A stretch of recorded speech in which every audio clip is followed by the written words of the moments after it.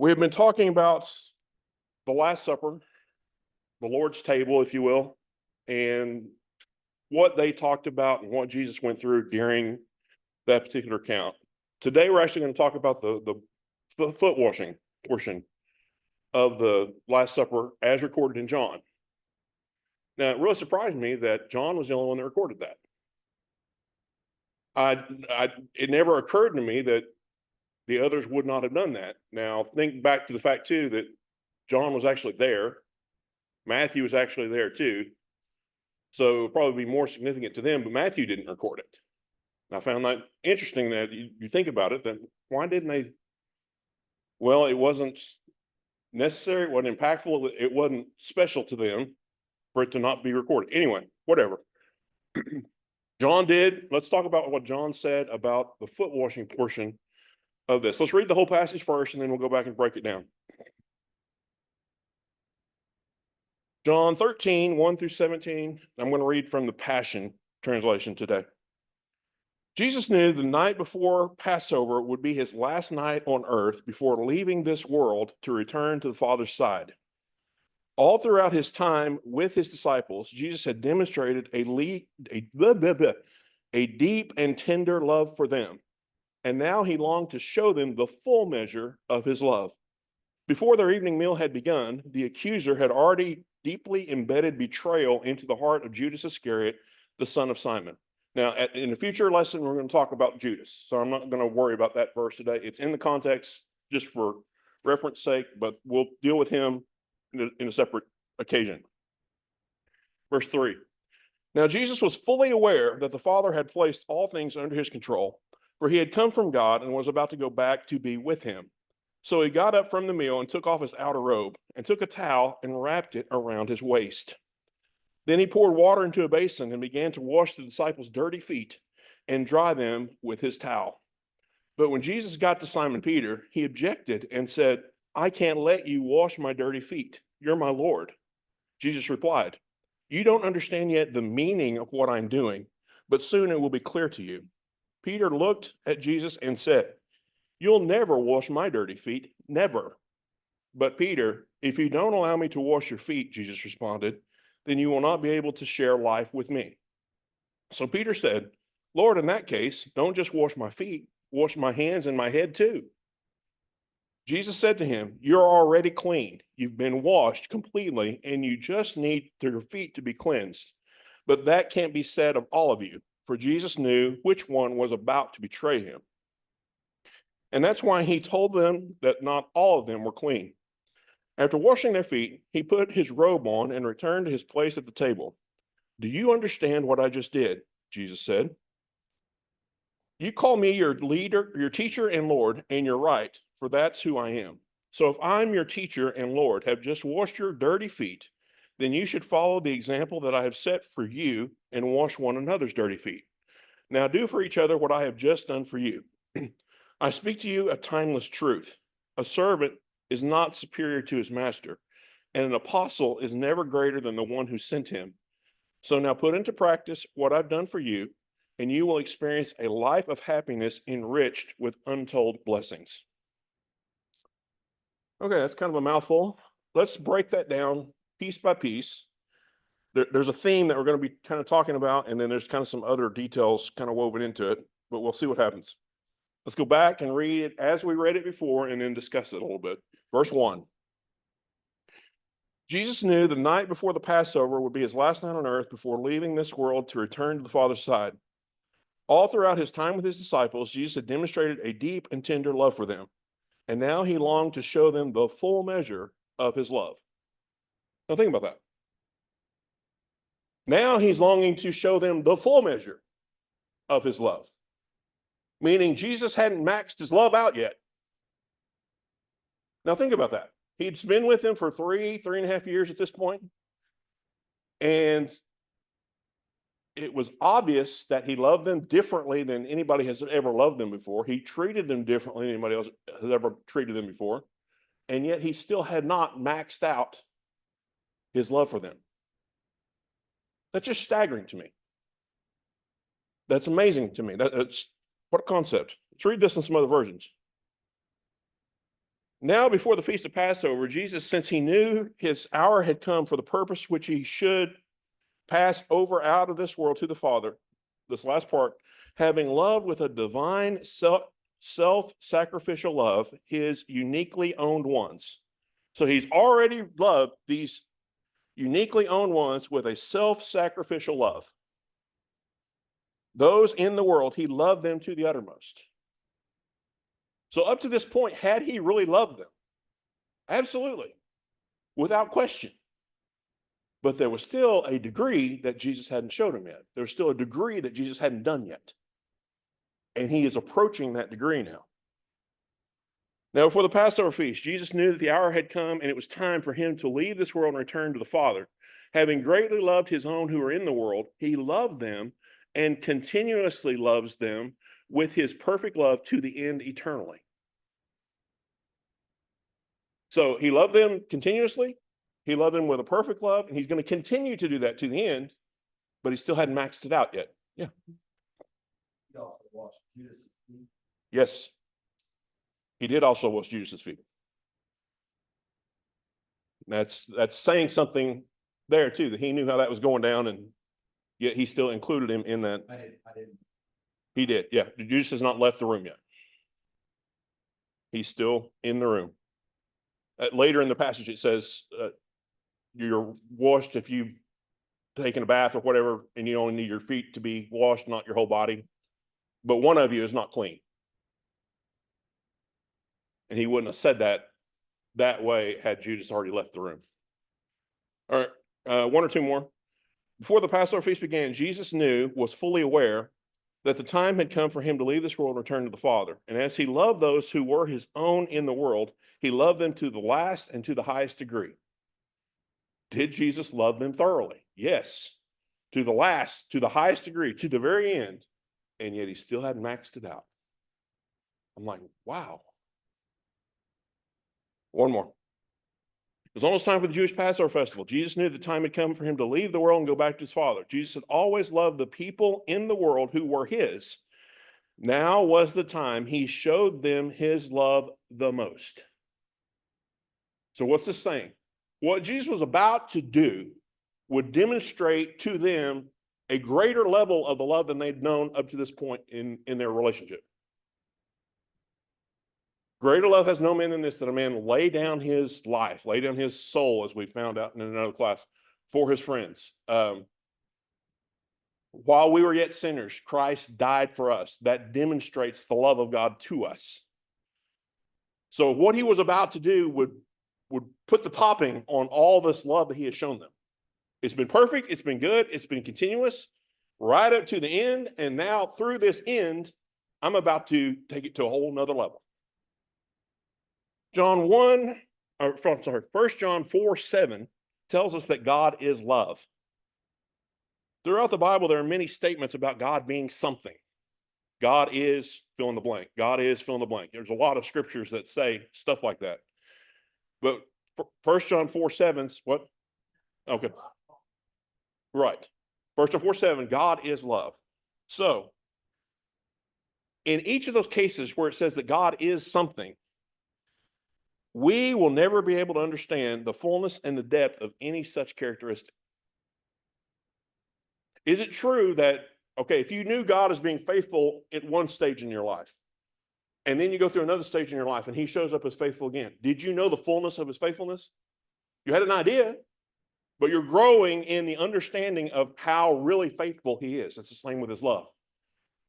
Relationship with him year after year after year after year. You come to understand portions of that love. But there's still more that you don't understand.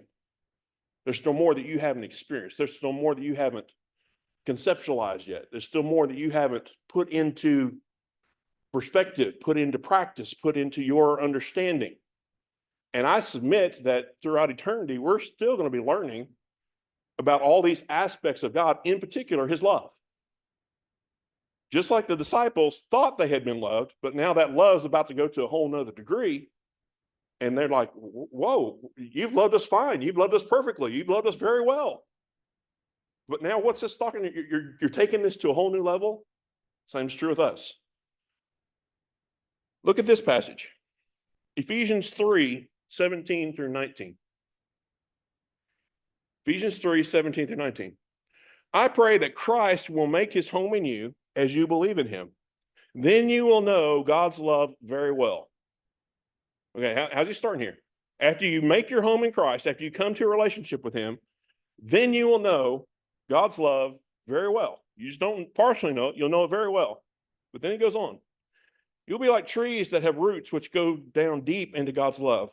That will make you strong. Then you will understand with all God's people how much Christ loves us.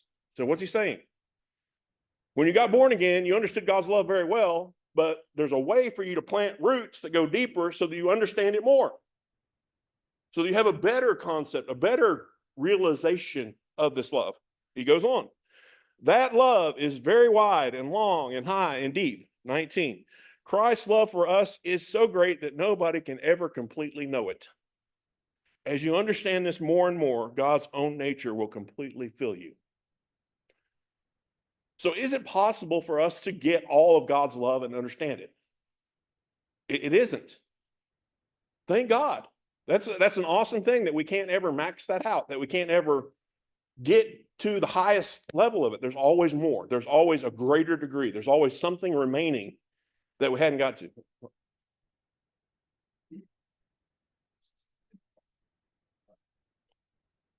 I believe it's in Revelation they're talking about the angels or Yes. circling Yes. the throne, and every time they come around, they go, holy, holy, holy, and it's continuously. And I'm obviously repeating what you said, but it was just that every time they make around, and I don't know how long it takes, but every time the way it was explained is that they're seeing another depth of God's love or another miracle. It's just like, and it's new to them every single time. And this is for eternity. This isn't just like oh, we're going to do this for a season. No, this is continuous every time. So even the angels aren't even seeing the depth of it. It's a new love. It's a Right. new miracle. That's good. And it's continuous. And yeah, I 100%, that makes sense to me that even when we go to his kingdom, we're still going to be like, we're going to be holy, holy, holy right along with them, which is like, thank goodness. And that seems amazing. I can't wait. But we don't have to wait until then to start. No. And the corollary to the fact that, okay, we have got to individually have an ongoing pursuit of God's love, of understanding God's love, of getting a revelation of God's love, of operating in God's love. We also have an ongoing quest to try to display our love or his love through us in others in increasingly measurable ways.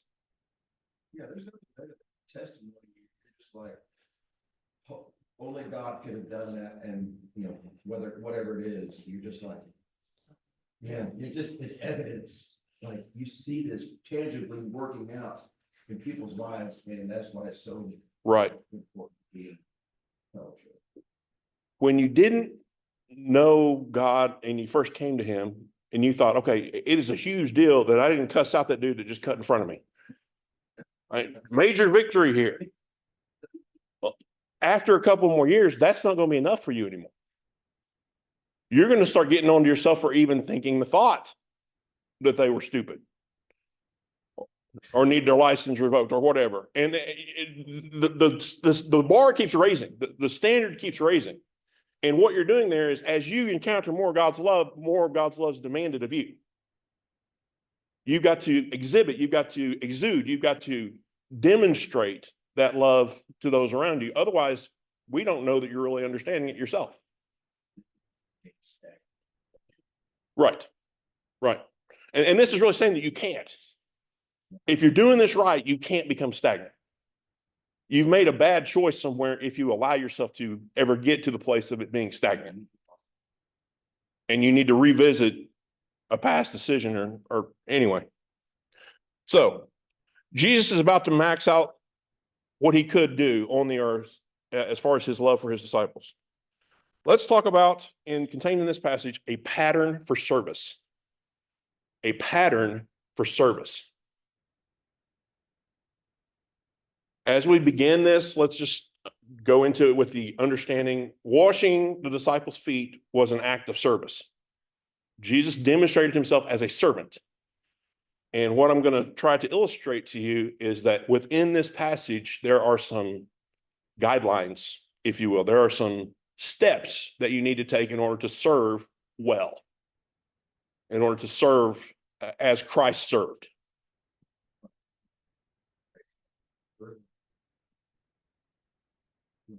Started, became a Christian, and I read this passage, I thought, how wonderful of a symbol to reenact that, but, which I never have, and I won't say I never will, but my thinking was, I had the right direction, but I didn't have the correct understanding to the depth of it. And so I never did, but I had often wanted to, but I'm like, I've always checked myself, am I gonna do this for the right reason? Right. You know, so, I might one day, and I might not ever, but I definitely was, the heart was in the right place, just this and this were connected quite right. And whether or not you actually do a foot washing or participate in a foot washing or something, the attitude of servanthood goes beyond just that events. Yes, that's. We all are called to serve in some form or fashion. And I'm hoping that what we see today, I'm hoping that gives us a better basis, a better foundation for the act and the way in which we serve others all the time. You read it, it's a beautiful act because you're starting to understand the heart of Jesus. And right. Doing this, like what you just said. Okay, so a pattern for service. Let's go down to verse 3 of our chapter. This is the one that we read, and then we'll talk. John 13:3. Now Jesus was fully aware that the Father had placed all things under his control, for he had come from God and was about to go back to be with him. Why would the author spend some time to know this? Why do we care?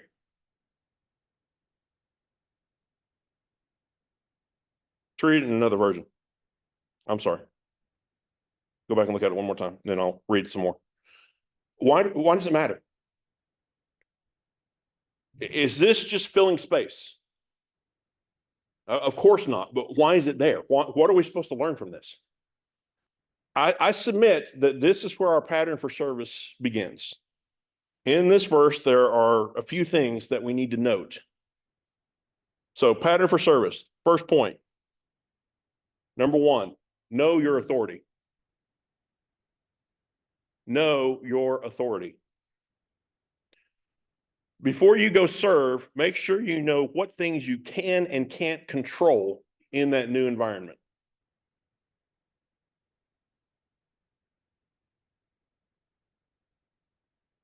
The second thing that I saw in this verse, we're going to talk about it more in just a second.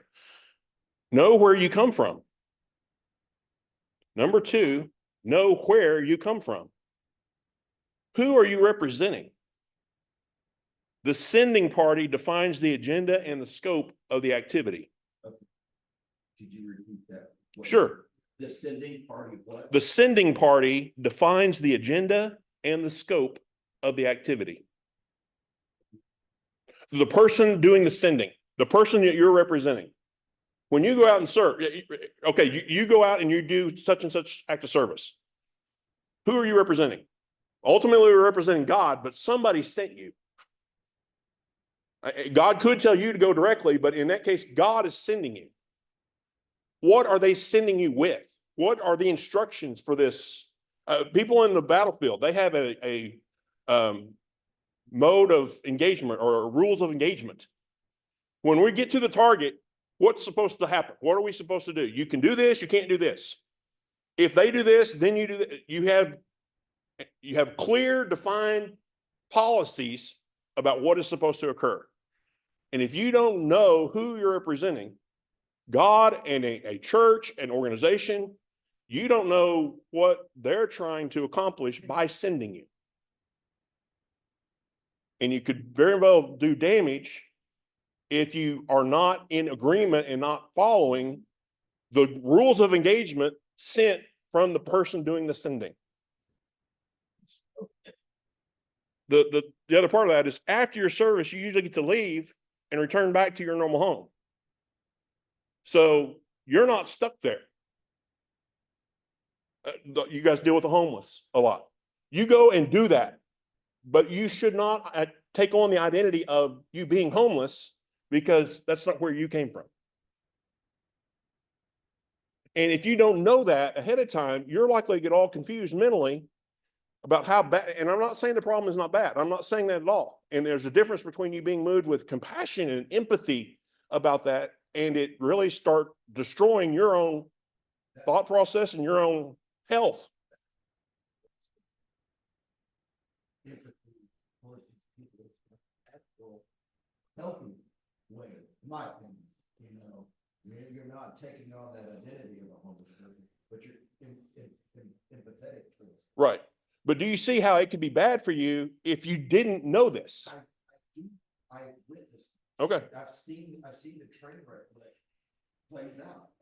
So yes, absolutely. That's why I had to repeat that, because I need to burn that into my brain. And it'll all be in the notes later when I send those out. The third thing I noticed from this verse, know where you're going. Know where you're going.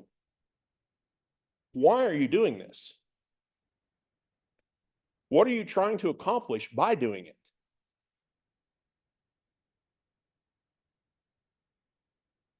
Okay, so let's go back to our verse. I'm saying that all three of those things are in the verse that we just read, and this is the pattern that Jesus gave us for service. The Father put everything in Jesus' control. What's that referring to? His authority. As this event is about to unfold, as this event is about to transpire, Jesus knew what was going to happen, and he knew what role he had to play in it.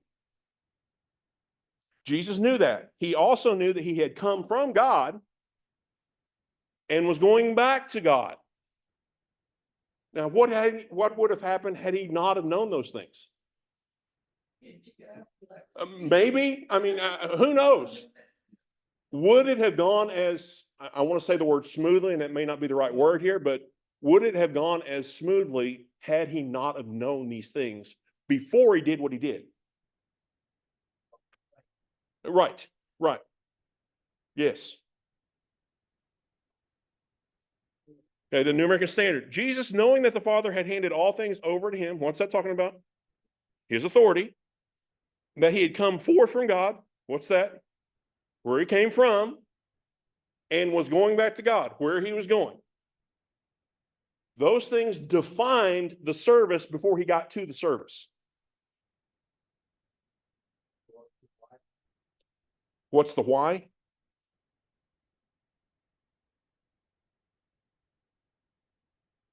Oh, that was my comment on it. Is why, right?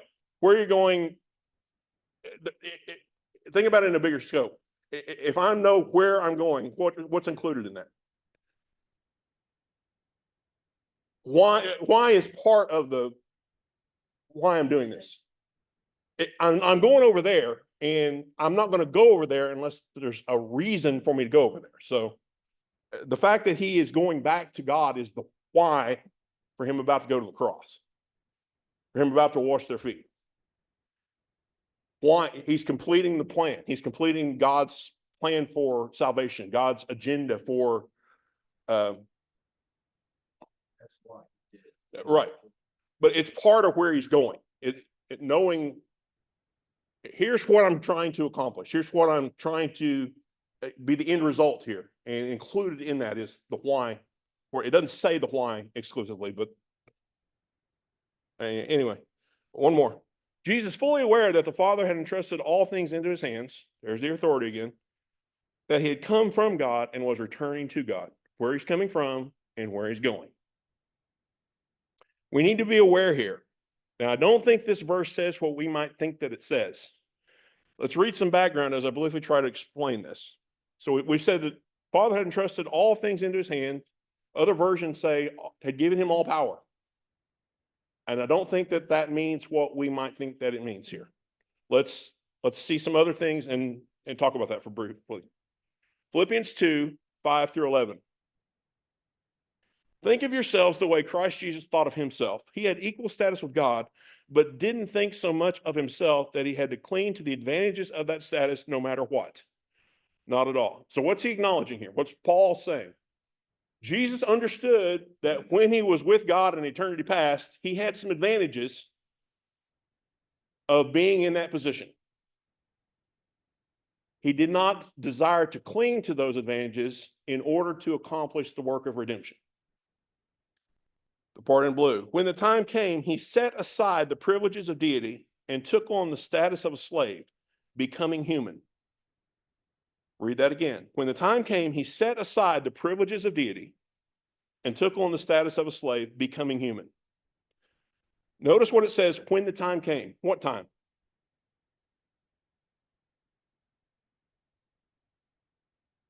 Now, this was before the death. Becoming human. When he decided to leave heaven and take on the role of a human being. At that point, he also had to make some decisions. When Jesus became human, he had to lay aside all of the privileges of deity. Now, we think about that, but we've got to be very clear about what that's saying about. He had to lay down all of his God power and all of his God benefits. Why is that? 1 Corinthians 15, 45 to 49, if you want to write that down. 15, 45 through 49 calls Jesus the last Adam. There's another place in Scripture where he's called the second Adam. Now, what happened to the first Adam? He blew it. He messed up. And in his messing up, he gave legal authority of the earth to the devil. He committed treason, basically. And now the recognized ruler of the world is the devil. So Jesus and God have this plan. Hey, I'm going to go become a human and I'm going to go redeem them. Would it be fair if he came back with tools that Adam didn't have access to? So he had to come in the same ability, the same power, the same resources, the same benefits, the same everything that the first Adam messed it up. He had to lay aside all of his God benefits. He had God directly. Oh, absolutely. He had authority over Absolutely. everything. Yes, he was still human, but I'm not saying he had advantages. He still had, God gave Adam a lot of authority. Yes, absolutely. So, it stands to reason that the second Adam would have this same authority. But no more. But no more. But no more. Right. It would be cheating. Right. I guess my point is being that the first Adam was given a lot of authority. The same thing we've been given as well. Yes, absolutely. But it makes sense then that to say, okay, the second Adam couldn't do anything differently than the first Adam except win. But he could have no other advantage. He could have no other tool, no other ability, or it wouldn't be fair. And the devil would call foul on the whole process of redemption if the second Adam came back with a benefit and an advantage that the first one did not have. Okay. So they had come up with this plan, and the second Adam had to use the same rules and the same system that was in place when the first one failed in order for him to buy it back. Let's keep reading here. He stayed human. It was an incredibly humbling process. What was an incredibly humbling process? Becoming human. Laying aside all the privileges, all the benefits of deity, and becoming human. Incredibly humbling process. He didn't claim special privileges. Instead, he lived a selfless, obedient life and then died a selfless, obedient death. The worst kind of death at that, a crucifixion. Because of that obedience. Because of what obedience? Being a human, being willing to die in the form of a crucifixion. Because of that obedience, God lifted him high and honored him far beyond anyone or anything ever, so that all created beings in heaven, on and earth, we'll read that in just a second, because of what obedience? Him being willing to become a human, to lay aside all the deity stuff, to die, and then to die as a criminal during a crucifixion process. Once that happened, then God started giving him benefits, if you want to call it that. God could legally do anything that he wanted to do after he became obedient to the death. Why was he obedient to the death? That was his victory. That was where the first Adam messed it up. He didn't submit his will. He didn't submit his desires. He didn't crucify his soul. So the soul won, and he ended up bowing his knee to Satan. Well, Jesus now, as the second Adam, last Adam, has finally fixed all that. He died. He died the worst kind of death imaginable. So now God can legally start giving him back stuff as a result of his obedience. And what did he give him? All created beings in heaven and on earth, even those long dead and buried, will bow and worship before this Jesus Christ and call out praise. He is the master of all, to the glorious honor of God the Father. So what's happening here? That's when God gave Jesus the name that is above every name. That's when God gave Jesus power and authority over everything. He couldn't do that before, because that would have been illegal. That would have given him a benefit that the first Adam did not have. So now is the stage at which God can put all things under his control and under his power. So what did John mean when he was saying that Jesus knew that the Father had put everything under his power? Do you sense a possible problem here? What was he talking about? What actual authority did Jesus have in John 13:3? Well, glad you asked. I somehow knew you were going to ask that. John 10:17-18. John 10:17-18. The Father loves me because I lay down my life so that I can receive it back again. No one takes it away from me. I lay it down my own life freely, voluntarily, of my own free will. I have the right, the power, the authority to lay down my life. And I have the right, the power, the authority to receive it back. This is what my Father commanded me to do. So what was this all authority that he was talking about? I have all authority about my life right now. I have all authority about this event that's going to transpire. And once they're done, I have all authority to take my life back up and live it again. In John 11:25, you can make that note too, Jesus identified himself as the resurrection and the life. I am the resurrection. I am the life. How do you kill life unless that life is willing to die?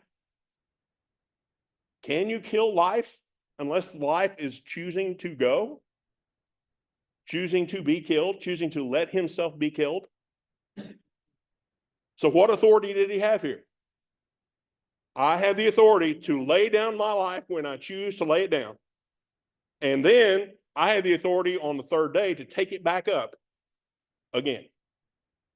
All authority pertaining to what's about to occur has been given to me. And I know that. It's important that you know that before you start your serving. What authority has been given to you? What realm can you control? What things are under your authority before you enter into that service?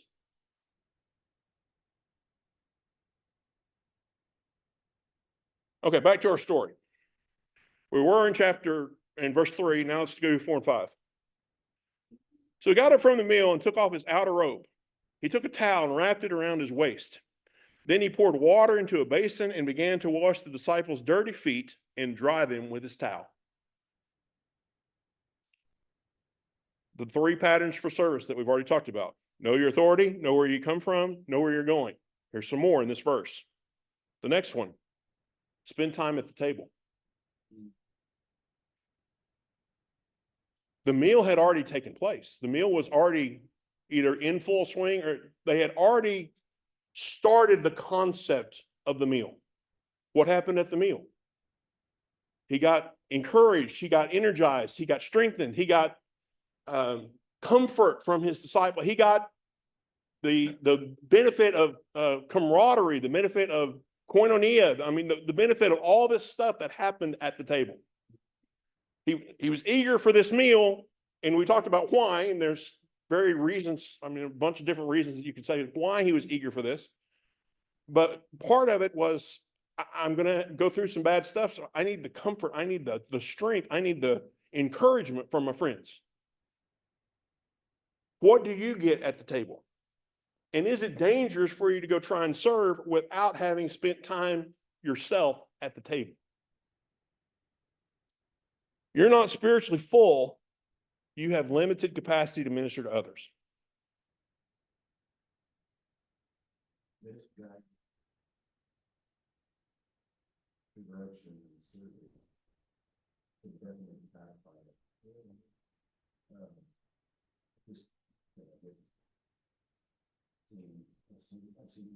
I've seen groups that have a desire to serve, but their reason for serving wasn't really aligning with him. Right. And it just, this whole thing, it was self-serving. It was, look at me, look what I'm doing. Right. I get the glory. And their agenda was just to fill bellies. Okay? Christy had, her agenda was to first fill bellies, but ultimately fill the spirit. Right. And that's why there was success in that ministry. You're fine. You're fine. I could go on saying that. The fifth thing, after you spend time at the table, you've got to leave the table. Somehow we get this idea that, okay, I'm going to go do all this stuff and people are going to come to me for help. Well, Jesus had to get up from his spot at the table and then go serve. You're probably also going to have to get up and go. You must usually go where they are rather than wait on them to come to you. Number 6, change clothes. Change clothes. In some situations, you'll need to change clothes physically.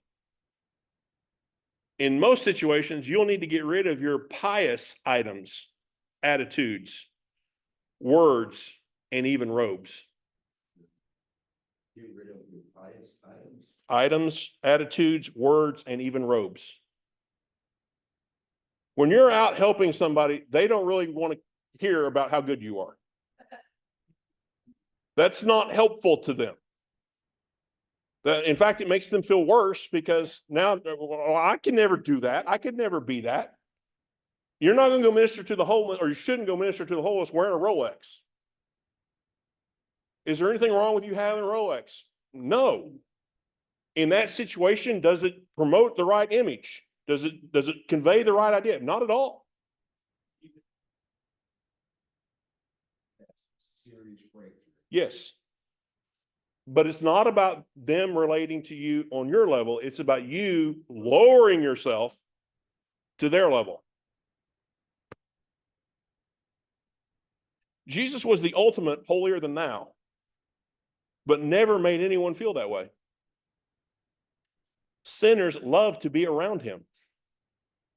Even though he was as holy as you could possibly be, he never made anybody feel bad about it. Now, did he excuse their sin? No. But it came as a result of a dialogue. It came as a result of an interaction, and not he was just emanating this holier than thou thing. Oh, I don't want to be near you. No, he would say something. He would do something. He would minister in some way, and then people realized, oh, whoa, forgive me. I don't need to be near you. I can sense your holiness after you've done something. We read the devotions this week, Peter in the boat, and Jesus used his boat for a little while, and then he sent the boat out, and Peter caught 2 boatloads of fish, and the net almost broke, the boat's almost sank, he had to get help. And then he got back to the shore and goes, pardon me, Lord, I can't deal with this holiness. Now, what had just happened? A physical, financial prosperity blessing, and he equated it to holiness. Wow. Was that the intent? Maybe. I don't know. The bigger part of it to me was God's not a moocher. If you do something for him, he will pay his way. He will make it worth your while to help him get his mission out, to help him make his voice heard, and help him preach the word and get people converted and saved. That's just his nature, is to reward that sort of behavior. But it came across to Peter as holiness. And I'm like, wow, holiness as financial blessing. Is that the way our financial blessing comes across to somebody else? I hope so. Go ahead. I don't. Church, and I don't know, actually understand the meaning of holiness. I asked someone, I go, do you know what holiness means? And they did not. And I'm not diminishing the impact of holiness, but according to the Bible, it says set apart. Right. And I don't think there's a lot of people that understand holiness. They don't want to understand it. I don't think they've been taught it, Eddie. Well, it costs you something. Being set apart, being different. When you said when you're made holy, my first perception was that, oh gosh, I'm not worthy of being holy. I totally misunderstood it. God said, no, wait a minute. Here, look, I'm just telling you, you've been set apart. Right. I've made you mine now. And I'm like, oh, okay. I have totally misinterpreted what holy meant. I didn't think I could be holy.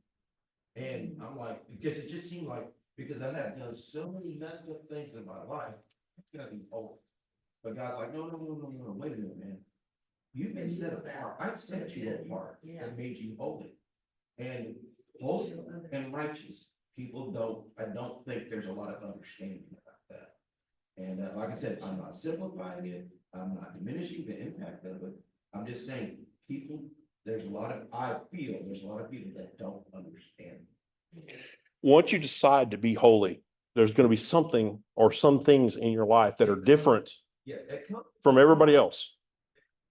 And a lot of people don't want that. They don't want to be accused of being the holier than thou. They don't want to be accused of being you're the Miss Goody Two Shoes, or they don't want that moniker. They don't want that identity associating with them. So it's easier to not be holy and fit in, but then you lose the benefits of the holiness.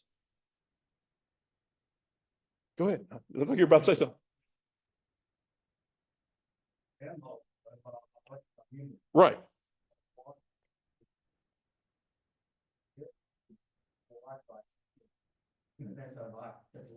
That's afterlife as well, in what we're already here, and Danny's talking about the ages, and yeah, it's I like that part, about being set apart. It kind of gives me not even like, it's not like bragging on yourself, it's like. Right. Okay, I know that I'm in the right spot where I hear what this is, because I know that I have been set apart, I have been called, and it's hard for me to share with people in my other groups that point, because they think that I'm being holier than thou, and it's not. You're just acknowledging God has set you apart, and He loves you, and said, you no longer belong to you. Right. And holiness is not something that you have to tell the people about. It'll be evident. I mean, they'll look at you and you're like, man, that's like, you are different. have you ever had somebody cuss in front of you and then they see that you're standing there and they say, oh, excuse my French? Yeah. What is that saying? I've never gone around to all these people and tell them that I don't want to hear that language around me. They just know that I don't use it. I don't do it that way. So it stands to reason that it's possibly offensive to me if they do it in my presence. What are you going to say? It's difficult for me as far as being labeled by coworkers and people that know me. Like they'll say, "Oh, pastor's wife," or, Right. "Oh, don't do that, or don't show her that clip of whatever's on TikTok," or "Oh, this or that," and but I also want to befriend them. But they also come to me with their problems and ask me to pray for them and stuff. They know, But, they know. but they also almost say it in a way like, oh, like put me down for being. Different. Yeah, you have it, that's what's, man, you And I have an want effect them on to be able people. to be comfortable, because I'm not judging them. Right. I want them to be able to be themselves around me and not feel like, I'm gonna be like, oh, you can't do that for me, or I'm not gonna be like that. Right. But they think I don't know, uppity or think that they think I'm better than them. I Right. have. Why is that, dog? Because I kind of wanted I to think feel about. that, so I wanna relate to Like, them. I wanna befriend them. That I'm better man, and I said, oh, no, I said, oh, just chuck my legs out from underneath me, because I am no better man. That's the I whole know. result of a changed heart. Your heart's been changed. I know, well, you're I'm not changed sure on the I'm qualities be of- accepted to. I mean, that's it. I mean, you're, the light that they talk about, you're that light shining, and they see like, they're attracted to that light. But, you know, you can't sit there, I'm not guilty of it. I'm just saying, don't worry about what they're thinking. You know your heart, you know your intentions. It's not easy, because I just went through it with some of my friends thinking that I was a fool. Okay? It's hard, because I have people pleasing tendencies, and I want to please people. That's really. And so when I have, it's an ongoing prayer, Lord, let my intentions not to be pleasing people, but let my intentions to please you. Yeah. But I still fall back into people pleasing, because they'll say something and I feel I need to, I gotta say the right words and they'll like me. They'll get, I don't want to reach out to me, I want to be, you know, you can't. That's, there's some qualities to people that can be very truthful, almost to a fault, but I kind of admire it. It's like, Yeah. you know. So, y'all are good Oh, job. y'all are good. Y'all are fun. We all regress. Y'all- Really not trying to impress anybody. Right. Better. By the way, that's, it's your fault. You'll take- Okay, fine. For Jesus is like, everybody was attracted to him and loved him and. Yes. But he never tolerated sin, but he didn't usually bring it up Yeah. until after something else had occurred. But he didn't play games though, Right. like the woman at the well. He didn't play games with her.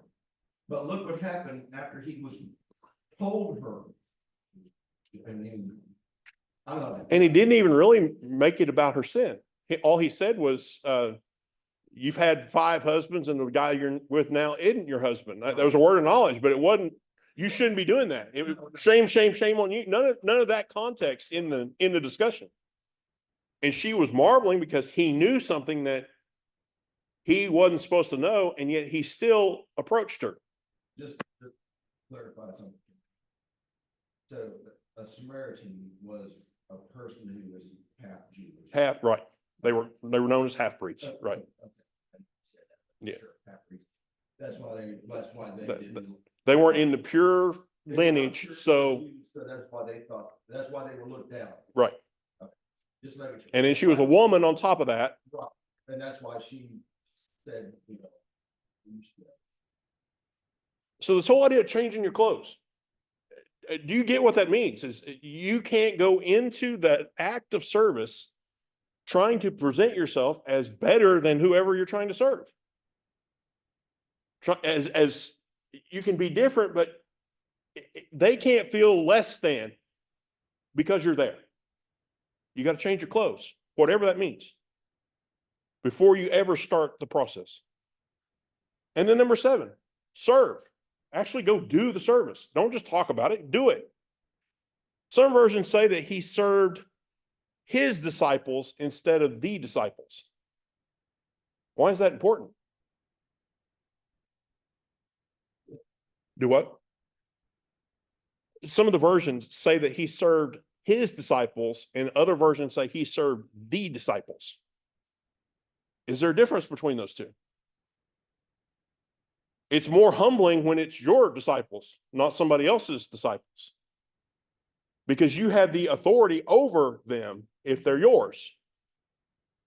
You're their Lord, you're their master, you're their teacher, you're their whatever. You have authority there.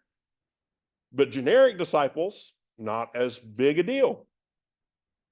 So the point is, even if it's your people, you still got to be willing to go and actually do the serving. Don't just talk about it, go do it. Verse 5 from the EXB. Then he poured water into a bowl and began to wash the followers, the disciples' feet. Okay, some of the versions say followers and instead of disciples, or in addition to disciples. Wash the followers, the disciples' feet, drying, wiping them with the towel that was wrapped around him. And then this is a comment that's actually in the EXB Bible, the part in red here. This act was considered so demeaning by some people that they only allowed Gentile slaves to do it.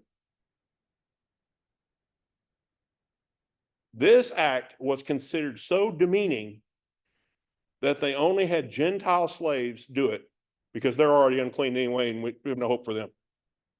But they're the only people authorized to do what Jesus is about to do. Had the message taken to the Gentiles yet? No, it had not been made available to them. Jesus was sent to the lost sheep of the house of Israel. That's when he appeared to Saul on Damascus Road. He would be the apostle to the Gentiles, but it didn't actually start until Peter had the thing in, what is it, Acts 10? Peter had the vision of the sheep coming down with all the animals, and it was a Gentile person whose house he was supposed to go to. At that point, the gospel opened up to the Gentiles, but at this point it had not. Not at this point, no. It was almost considered, I want to say blasphemous, but that might be a little strong. But it was considered a very much of a faux pas to even think about taking it to the Gentiles.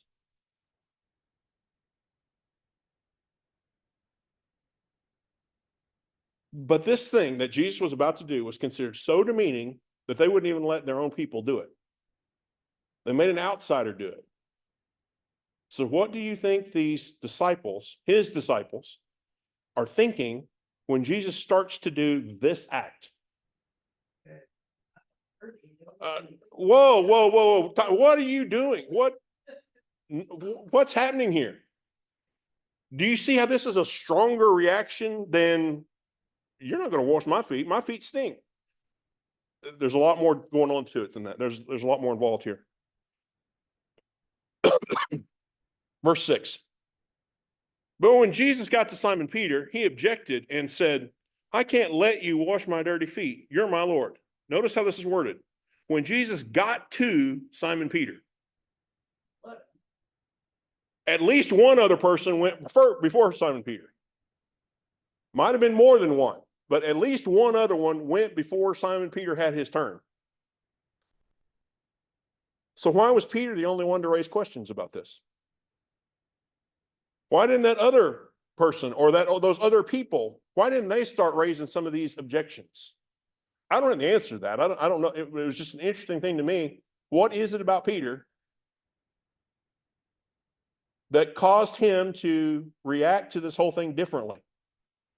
Was he just always kind of fly off the handle and very impulsive? Was it really pride?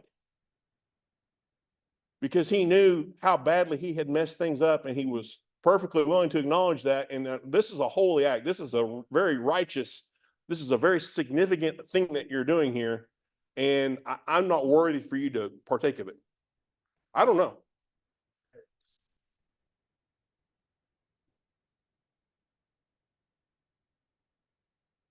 With your authority, you're not supposed to be doing this. Yes.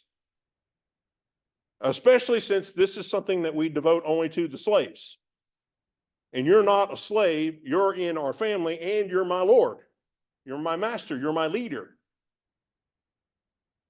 So that's something to think about, is why did Peter, out of all of them, why was he the only one where it's recorded where he said something?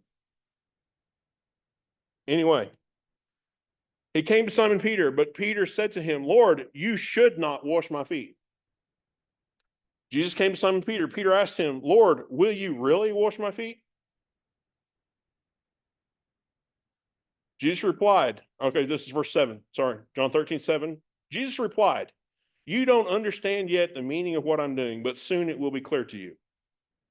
Jesus replied to him, "You do not realize now what I'm doing, but you will fully understand it later." Now, I don't know when he fully understood it. I don't know if it was like the Pentecost sort of stuff or later in his life when he actually understood what was going on. And I don't know what conclusions that he was able to draw from it. But Jesus was saying, what I'm doing now is a pattern. We'll get to the pattern part later. But it's an example for you, and you'll understand it later. You'll get past your own stuff, and you'll be able to understand this and also duplicate it, replicate it later. Answered Jesus and said to him, "That which I am doing, as for you, not now do you know with an absolute and a complete knowledge, but you shall learn by experience after these things." So he had an absolute and complete knowledge coming of this thing that Jesus was about to do. Now that would have been cool. I wish we had more detail on what that revelation actually meant to him. But for now, we can just think about it and have the Lord maybe speak to us about what did Peter get out of this? What did he come to understand later? If you get any insight on either why Peter did what he did and the others didn't, or what Peter got out of this later, let me know. I'd love to hear it. Verse 8.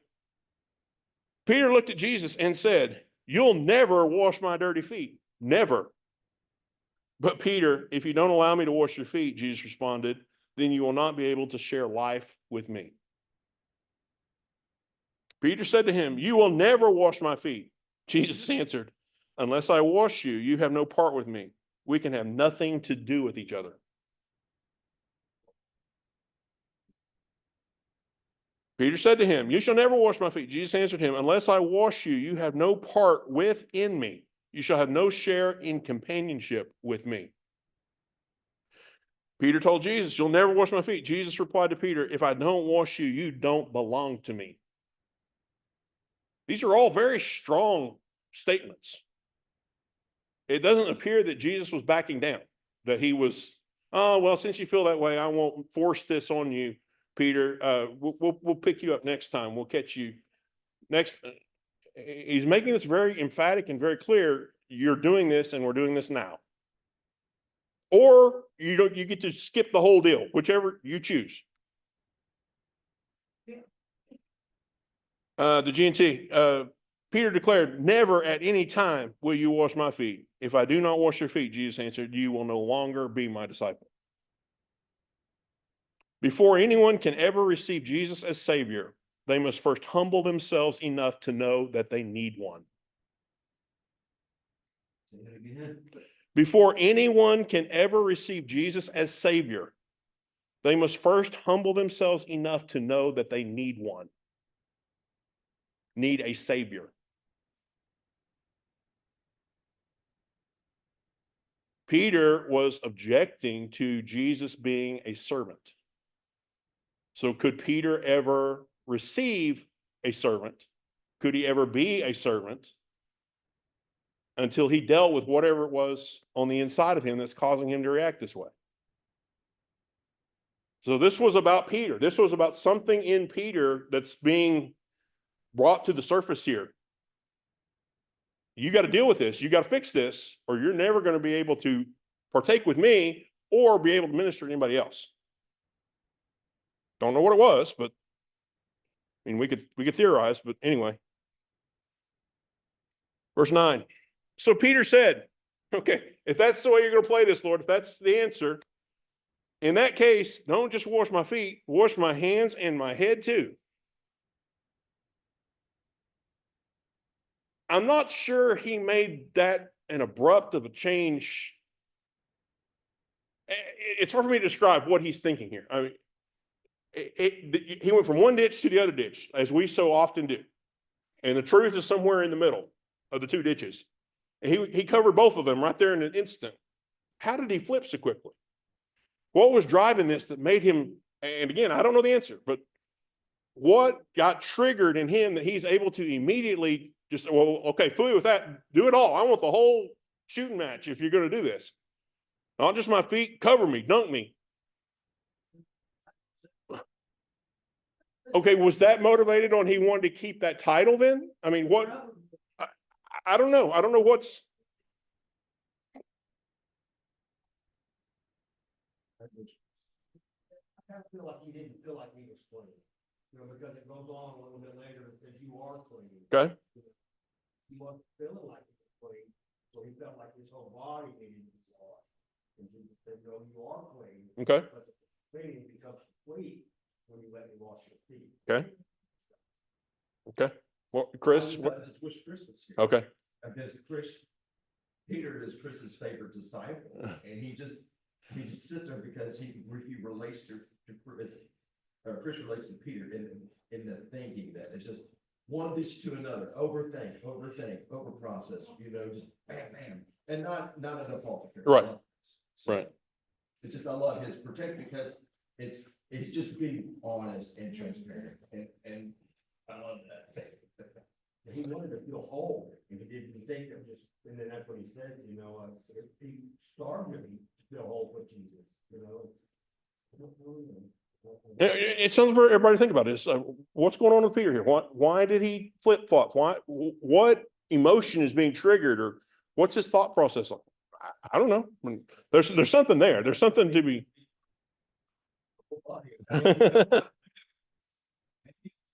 Locked off some dude's ear. He was, that's kind of, look, we're gonna go, let's go on.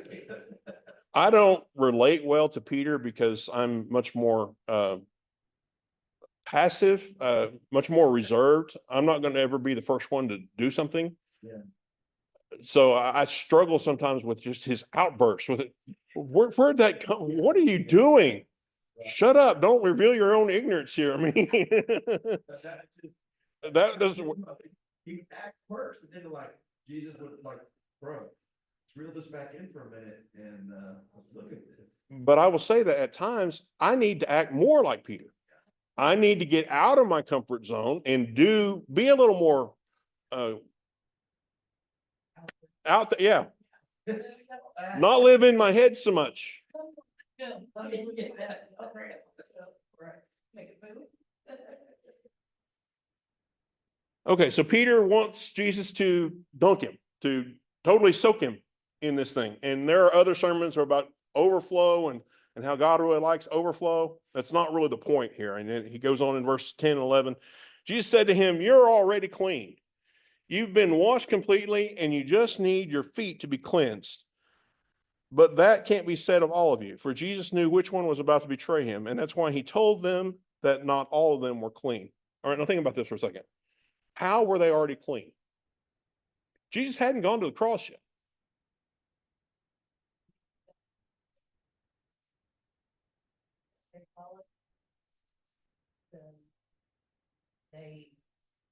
Had they already eaten the bread and drank his? They have at that point. That might have been part of it. Okay.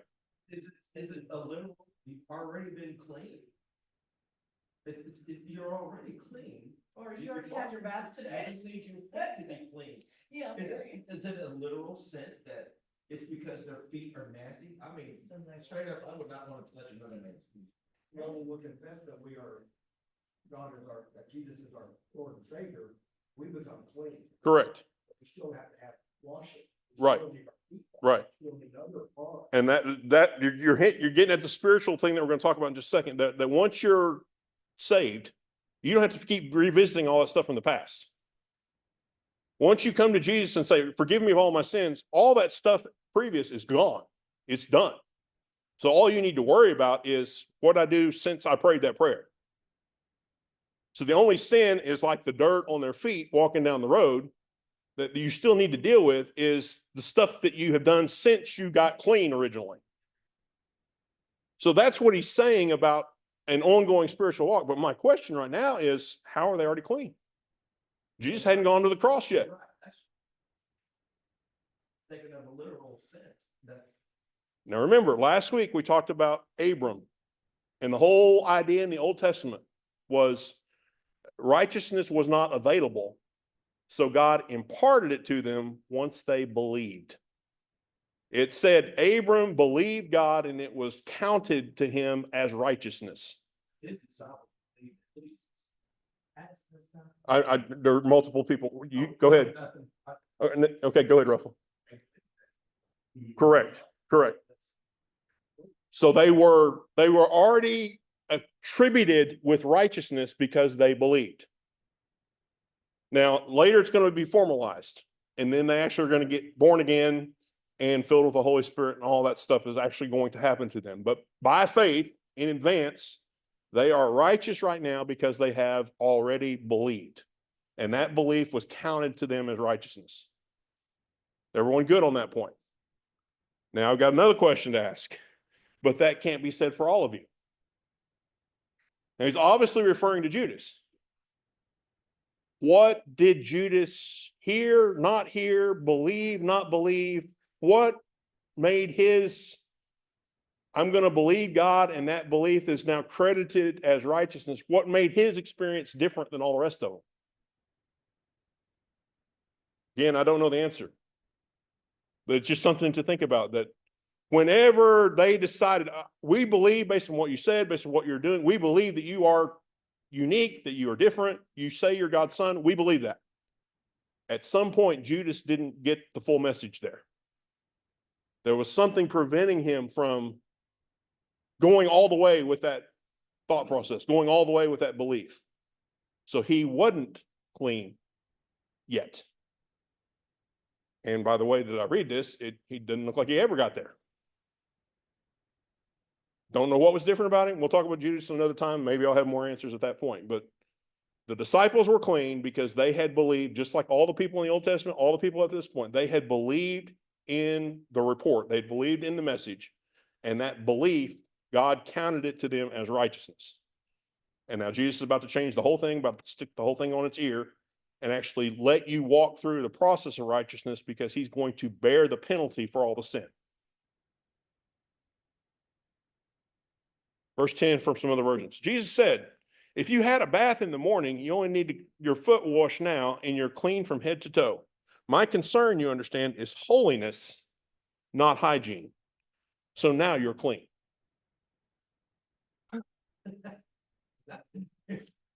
That's the message. Once again, the message. Our standing joke is I like reading the message because it kind of just slaps me in the face every now and then. It gets rid of a lot of religious wording that I try to add in when I'm reading a verse, and this one just kind of just slaps me around a little bit. It removes a lot of the word salad. It's good straight to the feet. So he's talking about holiness here, not hygiene. He's not talking about you actually physically needing a bath, although they did physically need a bath, but that's not the point of this message. It's spiritual context. And it's what I described before. Once you give your life to Jesus and take care of all your sins, from that point forward, all those sins are done. You don't have to deal with those anymore. You only need to be worried about what you do today since you prayed that prayer, and what you do tomorrow since you prayed the prayer again. And on an ongoing basis, keeping yourself totally clean from all this new stuff, which would be the dirt on your feet. Everyone okay? Then Jesus said, anyone who is bathed has no need to wash further except for his feet, for he is clean all over. You are also clean, although not every one of you is clean. Jesus replied, a person who is bathed all over does not need to wash except for his feet to be entirely clean. And you disciples are clean, but not all of you. One more. Jesus, listen, anyone who is bathed is clean all over except for the feet. But I tell you this, not all of you are clean. Now, how did it work with them? How did it work on the roads? After you've had a bath, what part of you would get dirty? Your feet walking on the sandy, dirty roads. The rest of you wouldn't. Just your feet. And it's like that with us. After we get born again, the only thing that's going to affect us from day to day is what we do in that day. What we expose ourselves to. Where we're walking. What are we doing? Where are we going? What are we visiting? Our feet getting dirty. And those need to be cleaned on a regular basis. And Jesus has to do it.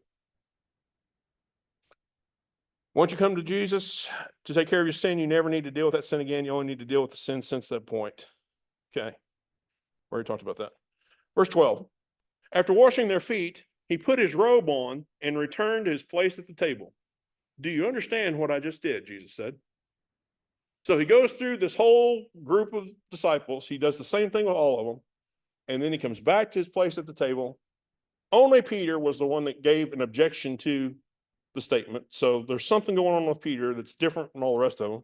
But anyway, Jesus is done. He finishes this process and he goes back to the table, puts his robe back on. So a pattern for service. We have talked about knowing your authority, know where you come from, know where you're going, spend time at the table, leave the table, change clothes, actually do the serving, and now put your normal clothes back on. Get rid of whatever spiritual residue remains on or around you so that you are not tempted or exposed from your service. I'll say that again. Get rid of whatever spiritual residue remains on or around you so that you're not tempted or exposed.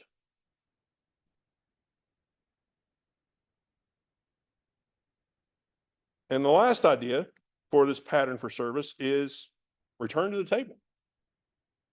You started at the table, you got filled up, you left the table to minister, so you depleted your spiritual store, your spiritual energy, your spiritual battery pack, if you will.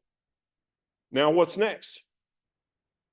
Go back to the table, fill back up, recharge. Don't try to keep going and going and going and pressing and pressing and pressing without taking the time to fill yourself back up. Or it's not going to be effective. It's not going to be helpful. Verse 12.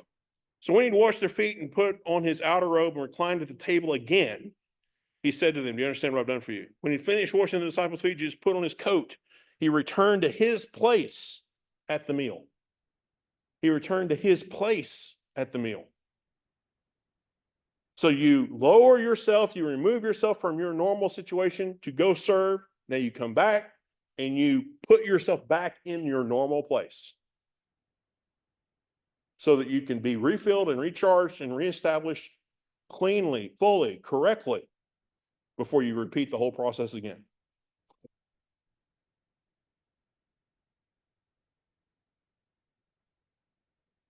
Verses 13 through 15.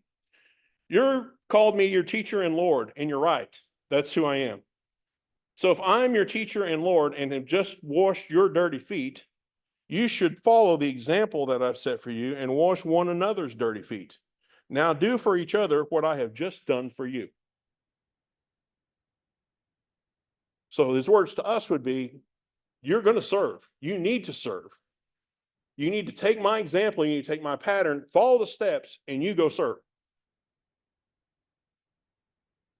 Since therefore I, the Lord teacher, washed your feet, you also have a moral obligation to be washing one another's feet.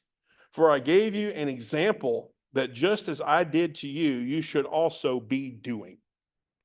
A moral obligation to do that to somebody else. To whom much is given, much is required. From what you have received, give freely, because you received freely. One version said that they must be ready to wash one another's feet. Instead of an example, a couple of versions said this was a pattern. That's where I got my title for the lesson. So this was an example or a pattern of how to go do this. And you should be doing it. You have a moral obligation to be doing it. Now, Luke tells the story just a little differently. Let's go see what Luke said as he gives a different perspective on this idea of servanthood. Just after Jesus announced that one of the people at the table was about to betray him, we get this reaction. Luke 22, 24 through 30.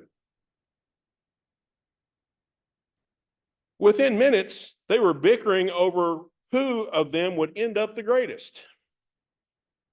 But Jesus intervened. Kings like to throw their weight around, and people in authority like to give themselves fancy titles. It's not going to be that way with you. Let the senior among you become like the junior. Let the leader act the part of the servant. Who would you rather be, the one who eats the dinner or the one who serves the dinner? You'd rather eat and be served, right? But I've taken my place among you as the one who serves. and you're stuck with, and you've stuck with me through thick and thin. Now I confer on you the royal authority my Father conferred upon me, so that you can eat and drink at my table in my kingdom and be strengthened as you take up responsibilities among the congregations of God's people. Different story over going on in Luke. Jesus says, one of you is going to betray me. And where do they start talking about? I'm going to end up the greatest because I would never do that. Or I'm going to end up the greatest because I'm going to do this. And I'm going to end up the greatest because of this and this. Where's servanthood in the midst of any of that? John goes into the servanthood side of it. And then Luke says, look, if you figure this out, if you get to the point where you act like I act, where you make yourself the servant, even though you don't necessarily have to. When you get to that point, then I'm going to confer on you kingdom authority. Because now you're acting like me. Now you're acting like something that my kingdom would support. Not about the bickering about who's going to be the greatest. The way you become the greatest is to become the least. Is to become the servant instead of the leader. And you can never lead effectively until you start serving.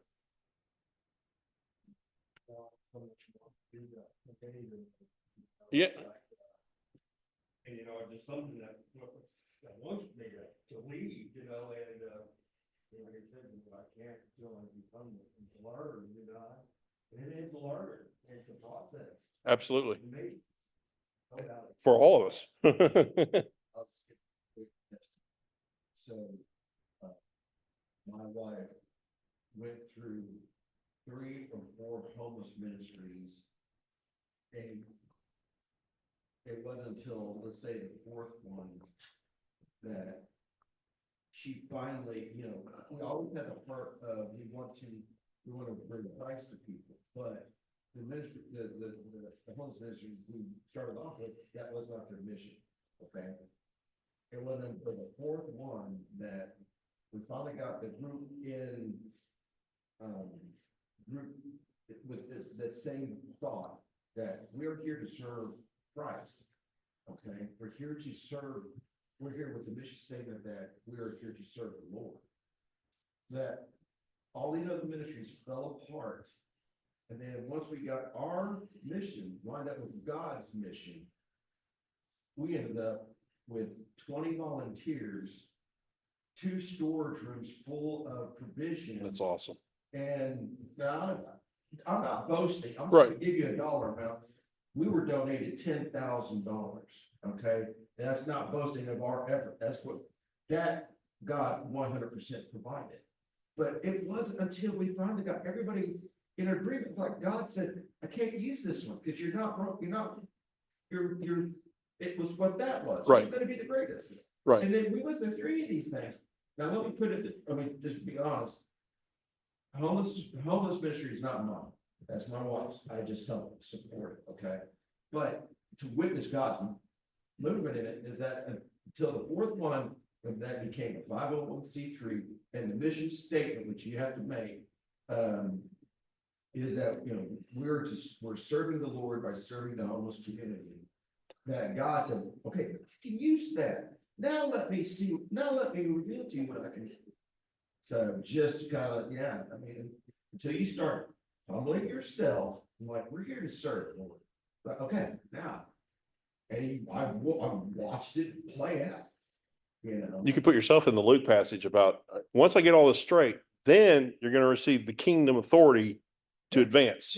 And guess what? God's word's true. Oh, shocker.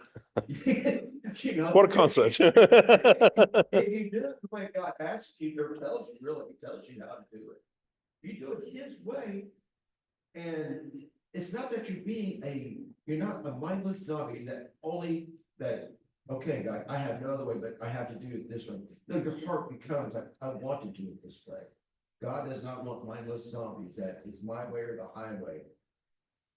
It's free will, and I know we all know that, but until you work it out, it's not gonna go that way. Right. And you have a desire to do it. Your heart changes. It's not like, I think there's a lot of people that resist Christianity because it feels like, well, you have to follow his rules. So what? You know? You're assuming that his rules aren't the best.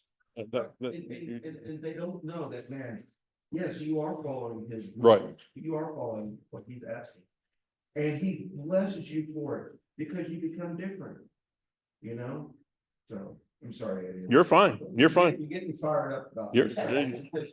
I love to see it getting fired up. But it just plays out, because you read it, you're not, it's connecting the dots. You read it, you're like, man, this just doesn't make sense, but then you start doing it, and then you're like, it really works, and then you're like, but then you're just like, wow, God, you are real, you are real. So, As I was preparing this, I thought about you guys a lot and you're in that ministry. right, I wonder, you know, sometimes it's like, is this, am I real, Lord, or is this, am I faking this, or is this real? no, You know because, what I mean? It's like, yeah, and I even said to my therapist, it's like, am I faking all this? You know, it's like, yeah, she assured me, which is great, you know, says, no, brother, you know, you gotta know what's going on inside of you. Right. You know, something has Right. called you, you know, something has done. you know, it's like he says, study my words and ask of me, and I will give you anything you want. That's not that I'm gonna give you a Mercedes in your driveway, if he chooses to, he can. But I'm saying, you study his word, and his desires become your desires. You want to see his word fulfilled, not in your own life, but in other people's lives. So, yes, when you agree with with what he's saying, absolutely he's gonna bless you with it. But what does that include? Health, Mhm. vision, salvation, prosperity. Go down the list of all the things that if you just come alongside it and agree with, yes, you can absolutely ask anything of him. And he will bless, he'll give it to you. You know? I know you know this, He's but- all about making you happy, Yeah, and I know you know this, but. but he won't let you destroy yourself. Until you do this out in your life, you don't know. I didn't know. And I still don't know. So I can really ask for this word. Yeah. Imagine that. Yeah. Wow. Yeah, I- there, hey, I would rather exactly, ask thank you for being real. For him, I don't, you know, I don't wanna pray for me, I wanna pray. I don't wanna, not that, I mean, I guess it's the feeling I'm not worthy, but, I'd rather give you the blessing, give them, Lord, because I don't know what it is, but I'd rather give them, I just don't like praying for you. You know? But you've got to be blessed before you can give that. Yes, what? You got to be blessed first before you can give whatever you have away. It's part of it. Yeah. But I've been blessed, I know. Right. I have been blessed, that's why I have got everything, my heart, my cup is full, but I'm sure I got health issues and other things, I'm just not much in praying today. You know, I don't know what. Okay, let's finish this last verse and then go ahead, Dan, do what you got to do. Yeah. I speak to you this timeless truth. A servant is not superior to his master, and an apostle is never greater than the one who sent him.